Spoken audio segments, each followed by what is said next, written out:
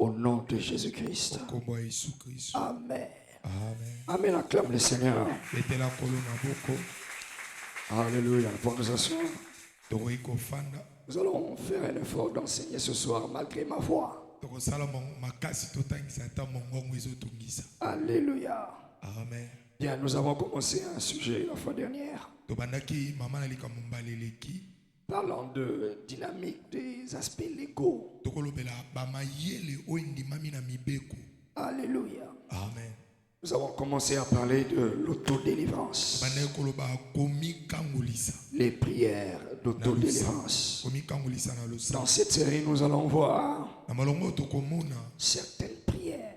Nous allons prescrire certaines prières que tu es censé, que tu pourrais utiliser, qui t'amènent dans ce qu'on appelle la délivrance. Amen. Amen. Alors, nous avions commencé par voir que c'est important pour la délivrance. C'est important de comprendre comment le monde des esprits fonctionne. Quelles sont les lois? Quel est le mode d'opération du monde des esprits? Amen. Amen. Alléluia. Amen. Ne sois pas distrait par ma voix, suis-moi très bien. Alléluia. Amen. Alors, nous avons vu un certain nombre de choses sur comment le monde des esprits fonctionne. Et nous allons revenir là-dessus. Parce que si tu ne maîtrises pas ceci, il te sera difficile, même impossible, de vivre la délivrance et de vaincre dans le combat spirituel. Alléluia. Amen. Ceux qui restent toujours captifs et qui sont victimes dans le combat spirituel, c'est parce qu'ils ne comprennent pas comment le monde des esprits fonctionne. Quel est le mode d'opération? Rien que cette compréhension va te donner la victoire. Amen. Amen. Et tu auras ta victoire. Amen. Dis un amen de victoire. Amen. Alors, et puis nous avons commencé à voir qu'est-ce que la délivrance veut dire. C'est quoi délivrance? On a l'habitude de croire que la délivrance, c'est que la Bible appelle chasser les démons. Or, chasser les démons, ce n'est qu'une petite partie qui est importante dans la délivrance. Mais ce n'est pas ça la délivrance. Pourquoi? Parce qu'il est possible qu'un démon soit chassé. Mais la personne, dès que le démon est chassé, devient encore plus captive qu'avant. Pourquoi? Parce qu'il pensait que le fait que le démon est chassé, je suis libre, je suis délivré. Or, ce n'est pas ça. Alléluia. Alors ainsi nous avons commencé à expliquer.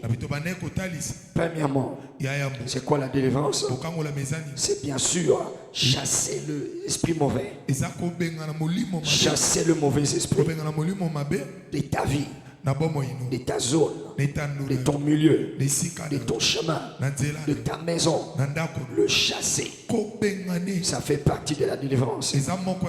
Mais ce n'est pas ça la délivrance. Ce n'est qu'une petite partie. Et nous le ferons toujours. Chasser les démons. Marc 16, à partir du verset 15, Jésus a dit: voici les miracles qui accompagneront ceux qui auront cru en mon nom. Ils chasseront les démons. En mon nom, ils chasseront les démons. Alléluia. Amen. Donc tu peux les chasser de ta vie. Tu peux les chasser de ta maison. Tu peux les chasser de ton chemin. Tu peux les chasser là où tu les vois agir. Alléluia. Ça fait partie de la délivrance. Deuxièmement, nous avions dit que délivrance, c'est que toi, tu sors de là où le diable règne, de là où il opère. Tu sors de la zone du diable. Certaines personnes, les démons ne se manifestent plus, mais ils sont toujours dans la zone là où l'ennemi agit. Il fait ce que le diable dit aux gens de faire dans cette zone-là. Il obéit aux mêmes lois. Il obéit aux mêmes principes. Il est captif. Il est captif. Mais il ne sait pas. Il pense que comme il n'y a pas manifestation des démons, ok, c'est que lui il est délivré. Il est captif. Il se rend compte que plus tard, 3 ans après, 5 ans après, que ma vie n'avance pas. Les choses ne marchent pas. Il doit comprendre qu'il est dans une mauvaise zone. Ainsi nous avons vu comment est-ce que Dieu a dit à Abraham, sors de la maison de ton père. Alléluia. Pour Abraham, ça c'était la délivrance. Il n'y a pas eu manifestation démoniaque, mais le fait qu'il soit sorti, c'était sa délivrance. Il dit dans 2 Corinthiens 6, verset 17, il dit sortez du milieu d'eux. Sortez du milieu d'eux. Alors il y a des décisions que tu dois prendre. Il y a des décisions que tu dois prendre.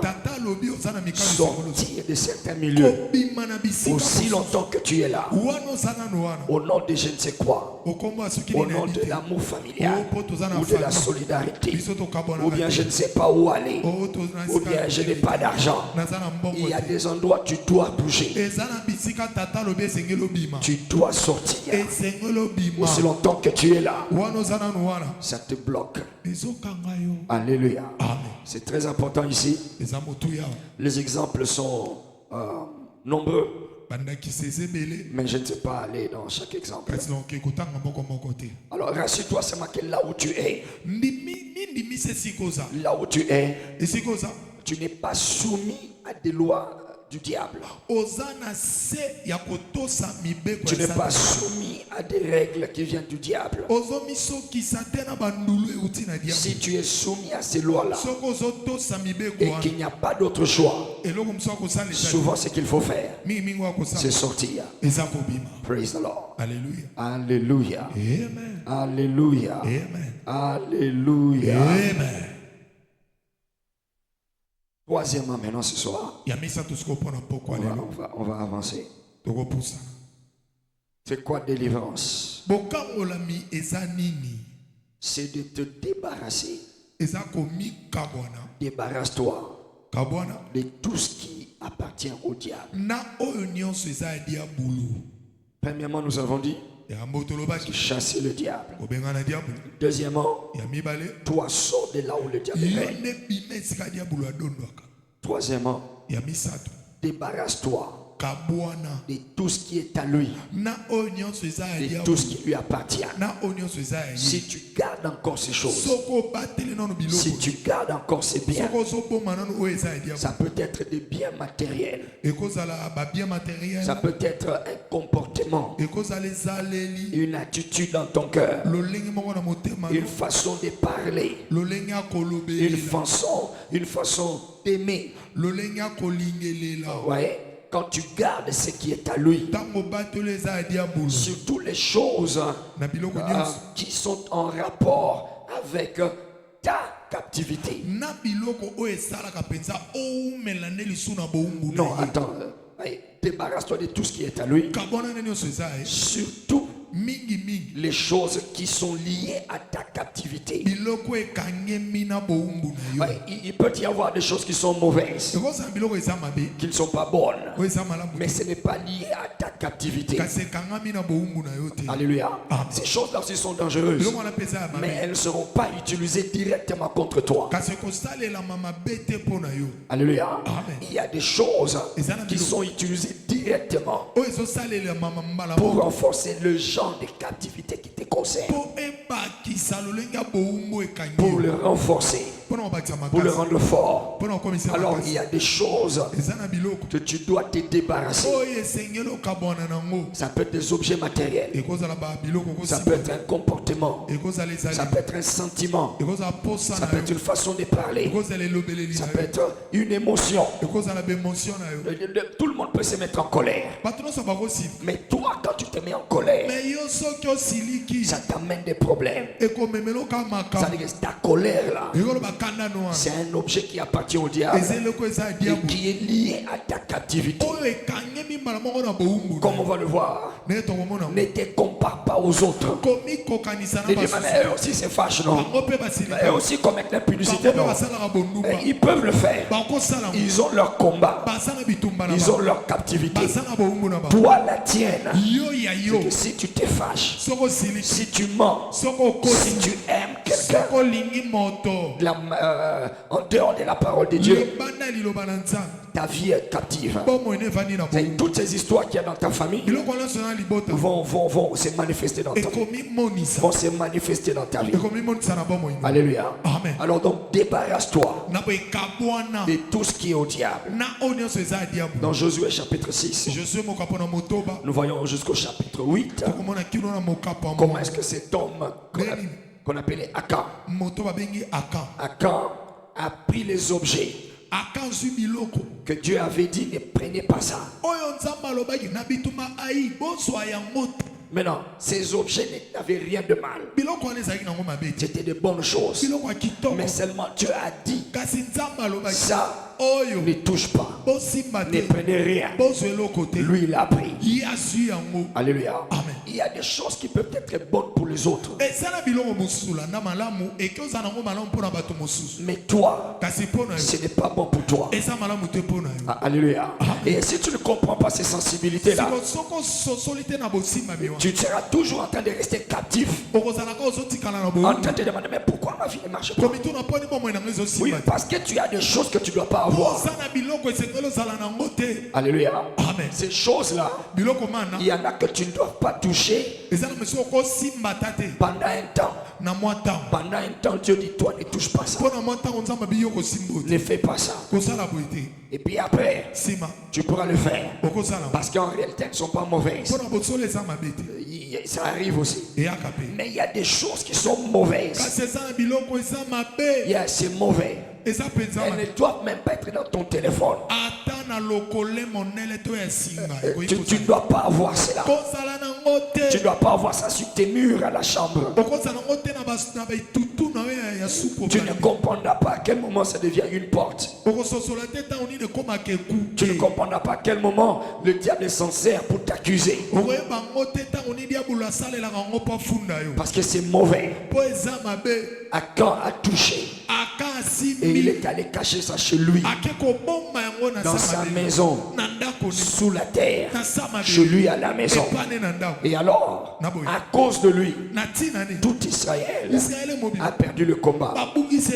Quand on a examiné, on a compris que c'était lui. Alors lui et toute sa famille, ils ont été tués. Pourquoi? Ils avaient des choses qu'il ne fallait pas avoir. Alléluia. C'est très important ici. Encore ici, les exemples sont nombreux. Il y a des choses que tu peux détenir, des objets matériels. Il y a des objets qui ne rendent pas gloire au Seigneur. Rien qu'à cause de cela, ça peut compliquer toute ta vie. Tu les tolères chez toi à la maison. Ce n'est pas parce que nous voulons être trop saints Que par exemple chez moi l'alcool n'entre pas. Ça non, l'alcool n'entre pas. Même par hasard. Non, ça n'entre pas. Ce n'est pas parce que nous voulons être trop saints. Mais je connais les combats de ma famille. Alléluia. Et tu dois faire attention. Déjà c'est mauvais. Déjà la chose est mauvaise. Mais maintenant encore plus dans ta famille. C'est le combat de ta famille. Alors je suis prudent. Je suis prudent. Et je suis sévère. Amen. Tu ne joues pas la musique mondaine chez moi.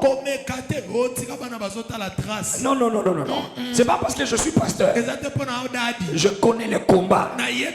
Je connais d'où je viens. Déjà c'est mauvais. Déjà c'est mauvais. Mais maintenant je connais aussi mes combats. Alors je m'en préserve. Praise the Lord. Je connais des gens. Ok, dans le ministère. Oui, son seul problème, il retombe dans la captivité. Et les choses deviennent pires qu'avant. Simplement parce que il aimait écouter la musique mondaine. Pour lui, il n'y avait pas de différence. C'est quoi, il n'y a pas de problème. Elle écoute ça avant de dormir. Et dès qu'elle écoute avant de dormir, donne-lui 3 jours. 1, 2, 3 jours. Ou bien avant la fin de la semaine. Tout va se compliquer. Ça va toucher son travail. Ça va toucher sa santé. Alors avant je ne comprenais pas. Mais on avait prié pour ça. Et tu avais témoigné. Mais qu'est-ce qui se passe? Mais non, elle ne boit pas. C'est une dame. Elle craint Dieu. Elle sert à l'église. Elle est plus dévouée que tout le monde. Alors je savais que ces choses ne peuvent pas agir s'il n'y a pas une porte ouverte. Ce sont des choses légales. S'il y a une légalité qui fonctionne. Mais là je n'arrivais pas à savoir, mais c'est quoi le problème? Elle craint Dieu, elle est toujours à l'église, elle sert, elle vient avant tout le monde et elle part avant tout le monde. Alors un jour, nous étions après culte, nous étions avec mon épouse, elle et sa fille, nous étions partis, je crois, au restaurant. Elle nous a amenés au restaurant. Et là, dans la voiture, ok, c'est dans un taxi. Et oui, elle a demandé, elle avait loué un taxi, voilà. Elle avait loué une voiture. Mais là, elle a demandé au chauffeur d'augmenter les volumes. Qu'est-ce qui était en train de jouer? Céline Dion. Céline Dion était en train de jouer. Elle a augmenté le volume. Et puis elle a commencé à chanter. Alors, ok. Elle était avec Momi derrière. Moi j'étais là devant. Dès que j'ai entendu ça, j'ai compris. J'ai dit ok. Alors je n'ai pas voulu réagir. Quelque chose m'a fait. C'était le Saint-Esprit. Le Saint-Esprit m'a dit, nous sommes dimanche. Regarde, avant mercredi, ou plutôt avant la fin de la semaine, mercredi plus précisément, et jeudi, tu vas voir ce qui va se passer. Ok, j'ai gardé le cadre. Et puis nous sommes partis lundi, mardi, mercredi, vers minuit. Elle m'appelle en train de pleurer. En train de pleurer. Qu'est-ce qu'il y a? Qu'est-ce qu'il y a? Je n'arrive pas à comprendre. Regarde encore, il a fait cause ici. Ça a commencé à me parler. Et quand je suis allé là-bas jeudi, c'était terrible. Tout son foyer était renversé. Alléluia. C'est là que j'ai compris. Tu détiens des choses qui appartiennent au diable. J'ai dit amène-moi dans ta discothèque. Et elle a ouvert. Il n'y avait que ces gens-là. Et avec la musique mondaine, c'est tout ce qu'elle écoutait dans son téléphone. Elle aimait écouter ces choses. Praise the Lord. C'était la chose Quand tu détiens ce qui lui appartient, il va trouver comme une porte. Même si c'est petit comme ça, il va maximiser l'entrée. Praise the Lord. Alléluia. Alléluia. Amen. Débarrasse-toi de tout ce qui lui appartient. Na onyo so eza edia bulu. Je vais lire un texte dans 2 Corinthiens 6. Na kotanga litangi mona mibale ba Korinti motoba. Tu es toujours là? Osaka wana. Ok, ma voix ne te distrait pas. Ma voix ne te distrait pas. Bongo na ngebungiso makanisa. Amen. Amen. 2 Corinthiens 6, verset 17. Ibala ba Korinti motoba. C'est pourquoi sortez du milieu d'eux et séparez-vous, dit le Seigneur. Ne touchez pas. Ne touchez pas ce qui est impur et je vous accueillerai. Alléluia. Les gens pensaient que nous étions trop durs. Quand tu viens demander à ce que nous soyons tes parents, ok, que papa, soyez mes parents. Un de nos critères, pas d'alcool, pas de musique mondaine. S'il y en a, va trouver un autre parent. Nous serons des conseillers spirituels et pas des parents. Alléluia. Ces choses sont mes ennemis. Alléluia. C'est une affaire personnelle maintenant. Pas seulement que c'est contre le royaume, mais moi aussi j'en fais une affaire personnelle. Je suis dans une guerre contre ces choses-là. Je sais ce que ça fait dans ma famille. Est-ce que quelqu'un me comprend ici? Alléluia. Ne touchez pas à ce qui est impur. Tu n'utilises pas ma télé pour mettre ces choses-là. Tu n'utilises pas moi mon téléphone pour mettre ce... Non. Alléluia. Amen. Ce sont des droits légaux. C'est comme ça que les esprits fonctionnent. Les esprits des ténèbres et les esprits de lumière, s'il y a une activité qu'ils font continuellement, c'est de chercher comment avoir le droit, comment mettre la main, avoir le droit et gagner et garder la main. Ils font ça 24 heures sur 24. Dieu cherche ça. Il cherche comment avoir le droit dans la vie de quelqu'un. Il dit: je me tiens à la porte et je frappe. Je frappe. Je frappe. Je frappe. Frapper, ça fait du bruit. Il frappe parce qu'il veut avoir le droit. Il sait que s'il n'a pas le droit, il sait que s'il n'a pas le droit, il ne pourra pas entrer. Alléluia. Amen. Alors fais attention. Les choses qui lui appartiennent, débarrasse-toi. Le mensonge, tu sais, même si tu regardes dans ta lignée, tu verras cette histoire du mensonge, le vol, tous ces comportements-là, ces attitudes, ça lui appartient. Ce sont les moyens qu'il a déposés chez vous pour continuer à garder le contrôle. Ne touche pas à ces choses. Alléluia. Alléluia. Amen. 4. C'est quoi la délivrance?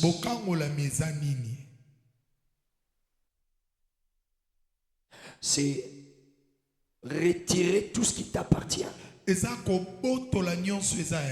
d'entre les mains du diable. Retirer tout ce qui est à toi de la zone où le diable règne. Et lui retirer tout ce qui t'appartient. Ok, alors ici c'est un peu sensible. Ici c'est un peu sensible. Il y a des choses qui sont à toi. Il y a des choses qui t'appartiennent. Alors, aussi longtemps que tu n'auras pas le sérieux de à l'égard de ces choses. Et que c'est le diable qui s'en sert. Ou alors le diable garde ça dans son milieu. D'accord? C'est à toi. Mais c'est le diable qui en profite. C'est à toi. Mais c'est le diable qui s'en sert. Alors en ce moment-là, la délivrance n'aura pas lieu. Il peut ne pas y avoir manifestation de prière. Mais tu es toujours captif. C'est ce que Pharaon a dit aux enfants d'Israël. Dans Exode 10, 24 à 26. Il a dit, vous partez. Mais laissez vos biens. Laissez vos biens. Vous partez. Mais laissez vos biens. Laissez vos bétails. Mais vous pouvez partir. Alors ici, la plupart d'enfants de Dieu, ils rejettent certains enseignements, soi-disant, ce n'est pas biblique. Ce n'est pas la parole de Dieu. La vie avec Dieu, c'est la sainteté. C'est le retour de Jésus. Et ça, il ne faut pas en parler. Alléluia. Alors, comme cela qui résiste aux choses telles que la prospérité. Parce que ça a été mal enseigné. Ils ont pensé que la prospérité est mauvaise. Alors, ils ne s'en occupent pas. Ils s'en occupent pas. Et même dans leur propre vie, ils pensent que c'est être matérialiste. C'est être matérialiste. Ils ne veulent pas, ils sont pas ambitieux à l'égard de l'argent. Alors, ça paraît comme si c'est sain. Ça paraît comme si c'est pieux. Mais ce qui se passe, tout ce que Dieu t'a donné et que toi tu ne prends pas possession, tu laisses ça entre les mains de l'ennemi, c'est qu'un jour cet ennemi-là va te récupérer. Parce qu'à un moment tu en auras besoin. Tu en auras besoin. Et comme tu n'en as pas, le seul endroit où tu vas l'avoir, c'est entre les mains de celui à qui tu as laissé cela. Tu lui as laissé cela. Et quand tu vas retourner là-bas, il t'est encore plus captif. Alors on va revenir sur cet aspect. C'est ce qui fait que beaucoup d'enfants de Dieu sont encore vraiment captifs parce qu'ils ne savent pas avoir le sérieux qu'il faut pour prendre ce qui est à eux. Ils ont laissé ça entre les mains du diable. Le diable s'en sert. Eux ne savent pas comment les avoir. Ils pensent même que c'est inutile. Tous se les mis dans la prière. Ils ne font que prier. Ils ne font que jeûner. Mais ils ne savent pas comment les avoir. Et c'est très dangereux. Alléluia. Et ça, on va en parler bien sûr quand nous parlerons de prières. Quand on va commencer les prières de délivrance, il y a des choses qui ne se règlent pas seulement par la prière. Non, il y a des stratégies que tu dois appliquer. Il y a des intelligences que tu dois mettre à exécution. Alléluia.